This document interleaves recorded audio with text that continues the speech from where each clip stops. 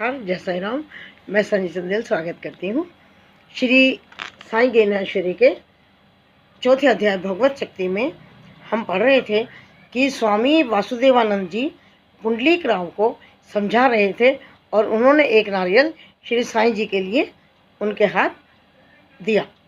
आगे वो कहते हैं, वासुदेवानंद जी कहते हैं, हालांकि साईं एक फ़कीर है और मैं एक सन्यासी हूँ।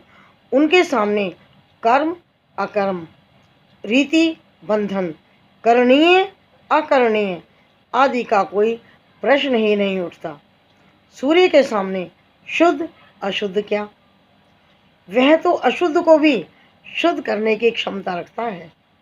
पुंडलीक राव ने स्वामी जी को आश्वस्त करते हुए कहा, मैं इसी माह में श्री साईं के दर्शन अवश्य करूँगा।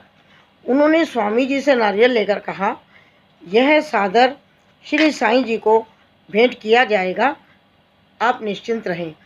पुंडलीक राव एक माह के भीतर ही अपने साथियों सहित शिरडी के लिए रवाना हो गए।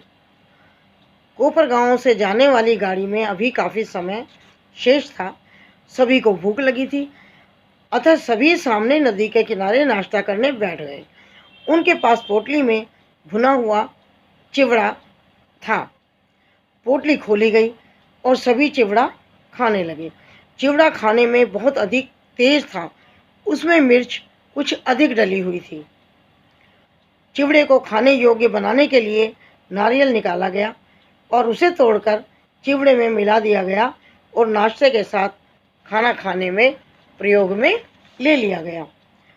पुंडलीक राव ये भूल गए कि यह नारियल श्री साईं को अर्पण करने के लिए स्वामी जी ने दिया था। दोपहर के समय सभी शिरडी पहुंच गए। सभी श्री साईं के दर्शन करने मस्जिद गए। पुंडलीक राव ने जैसे ही श्री साईं के दर्शन किए, श्री साईं ने उनसे कहा, तुम एक अच्छे गृहस्थ हो और अच्छा गृहस्थ व्यवहार में प्रामाणिकता बरतता है, उसका लेन देन साफ सुथरा होता है। मेरे पूज्य दोस्त ने तुम्हें जो नारियल मुझे भेंट करने के लिए दिया था, वह तुम अविलंब मुझे दो। मेरे भाई द्वारा भेजे गए नारियल को पाने के लिए मेरा हृदय अत्यंत उत्सुक हो रहा है, लेकिन वह नारियल तुम दोगे कैसे? उसे तो तुमने चिवड़े के साथ खा लिया। खाते वक्त तुम उस नारियल को बिल्कुल ही भूल गए कि वह किसी की अमानत है जो किसी को तुम्हें सौंपनी है। मेरे लिए वह नारियल अनमोल संपत्ति थी, परंतु तुमने उसकी हिफाजत नहीं की। तुमने अपने दुष्ट मित्रों की कुसंगति के कारण मेरा अनमोल खजाना लुटा दिया।